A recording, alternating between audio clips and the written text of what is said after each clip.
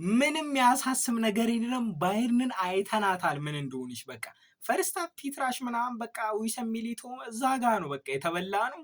ቤሊንጋም አንተ ኳሱን እንዲኑ በቃ ሲያደርግልን የነበረው ማን ተቀይሮ ገብቶ ሹዋሚኒ ደግሞ ሰከንድ ሌግ የለም። እሱ እኮ ነው የሚያስጠሉ። ምንም ፏ ብለን ነው የምናልፈው። እመኑኝ ሚሊታው ተከላካይ ነው እንዴ?